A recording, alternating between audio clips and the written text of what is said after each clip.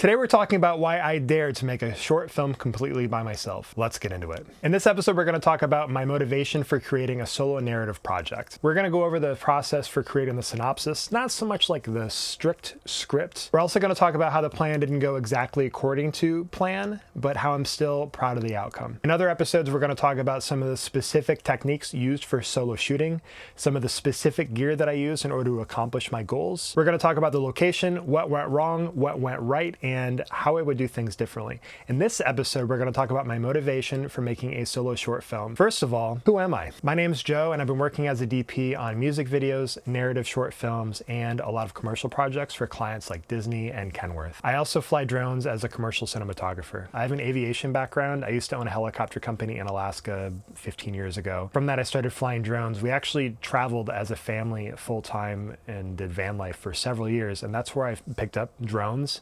I wanted to tell our story and share it with friends and family, and what a cool, fun way to do it. So drones were definitely a natural fit for me. Once we got back home and off the road and I started working as an aerial cinematographer, it just became really clear to me really quickly that this is a great tool that can be used to replace booms and jibs and cranes on small shoots all the way up into large shoots. Instead of hiring a big crew and running a 70-foot techno crane and operators and having a semi-truck deliver it, I can show up with my bag, put the drone in my hand, take off out of my hand, get in the air. You can get a lot of the same shots that way that you would only really be able to get on a larger commercial set. I wanted to show what you could do with a drone that you couldn't do with a helicopter. And I set out to do that on Facebook, right? I was on some Facebook groups and I'm like, hey, I want to put together an aerial reel using talent to show what we can do with a drone that people aren't really doing a lot of right now.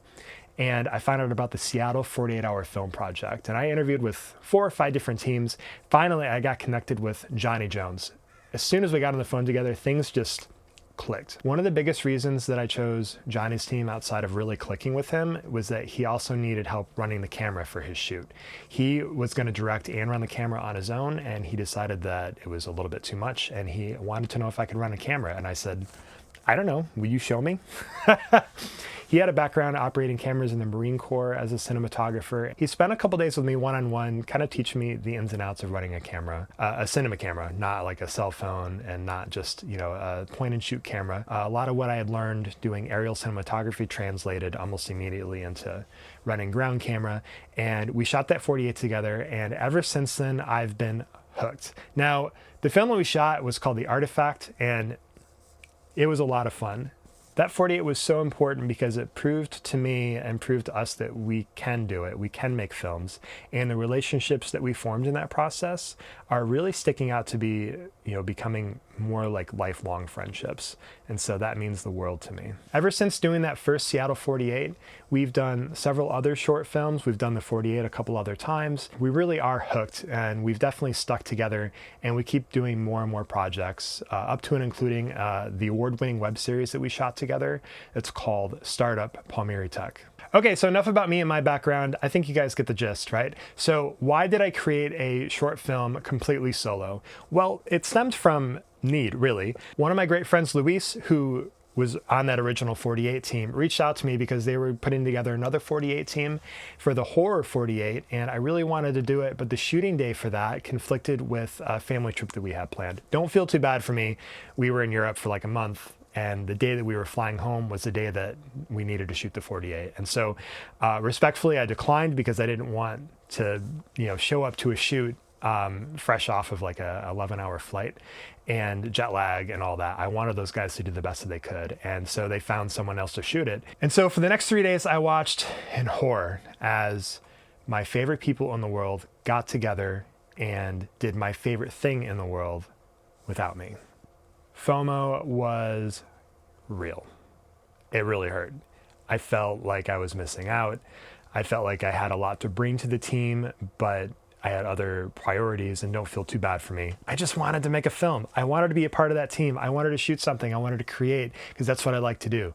And I really had bad FOMO. It was probably the worst that I've ever had. I took that angst and that motivation and that frustration and that restlessness, and I sat down and I'm like, I can just make something on my own. I have to do something, right? And so I sat down, I wrote it out, I scripted it, and from there, I shot it. So when you're doing any project, and a solo project is no different, you have constraints, whether they're budgetary, whether they're time, whether they're location constraints, whether they're gear restraints, whatever they may be.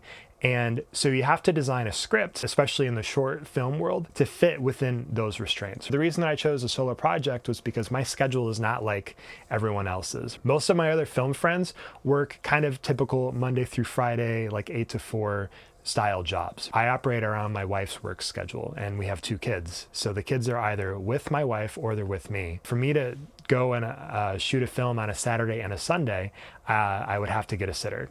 And it's really hard to do that.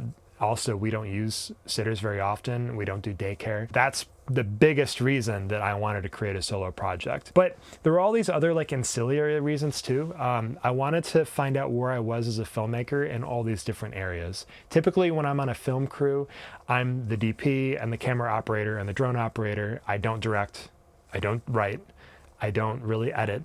I don't really have a lot of other input. I don't do set design. I don't act at all, not even a little bit, never been interested, don't want to.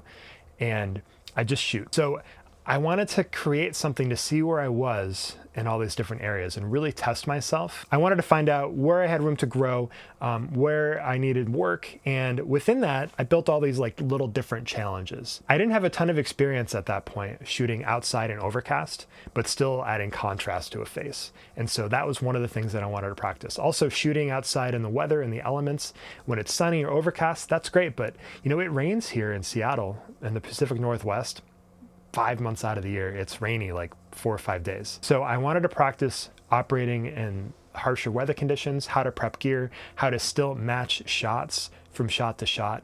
And I wanted to do it without any help. I also wanted to do the script without any help. I wrote it on my own. I didn't ask anyone for help. I didn't ask anyone to review it. I didn't use AI to judge it or give me a rubric or tell me how to improve it. I just wrote it and changed it a little bit on my own and then just stuck with it. From there, scheduling and location. I wanted to schedule something on a Friday or Saturday because my wife doesn't work on those days. And I had to wait until a Saturday that I didn't have work or a shoot or something come up.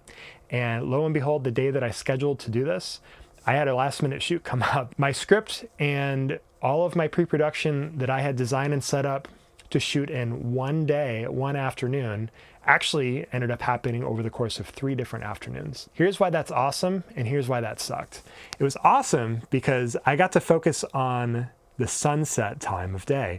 Golden hour in the winter here when the days are short, golden hour lasts a long time.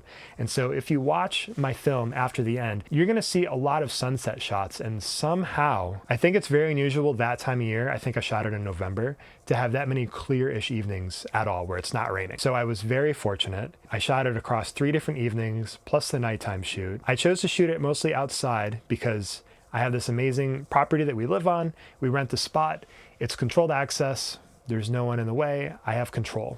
I wanted to do something that was logistically simple. Remember this term if you ever create a short film, especially on your own. Now, what do I mean by logistically simple? I shot at home. I shot with gear that I already owned. I didn't buy anything, rent anything, steal anything, borrow, I already had the stuff. I didn't ask anyone for help. I didn't have to schedule around someone else's work schedule outside of my wife's and kids, of course. I had to schedule around the weather a little bit because it was outside. Somehow I got really lucky with the weather, and it just worked out on the days that I had time to go and shoot. And the reason that I kept everything as logistically simple as possible was because I wanted to focus on the shoot and the creativity and putting myself in the creative zone. If I drove to some of the spots that I considered shooting this film, an hour away, 2 hours away, then I have to pack gear, unpack gear, get fuel, have someone watch the kids. There were a lot of steps that would have been a real hindrance from me being in the creative zone. And so a lot of the reason that I chose to be logistically simple was not spend any money, not overcomplicate things, not need anyone's help. And it really just enabled me to focus on being creative and being in that creative zone. And I think that it really comes out in this film. Today you found out why I dared to make a short film completely by myself. If you got anything from today's episode and you'd like to see the other episodes in this series, make sure you subscribe down below. Thanks so much for tuning in. Good luck filmmaking, and I'll see you soon.